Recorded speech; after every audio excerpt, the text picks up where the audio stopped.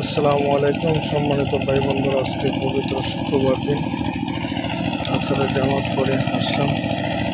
এখন এখানে হালবা হইতেছে, দেখতেছে আকাশের অবস্থা কি, নীল আকাশ, নীল আকাশ কত সুন্দর লাগতেছে।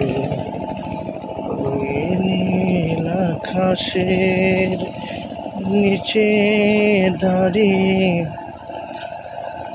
তোমার কথা মনে পড়ে।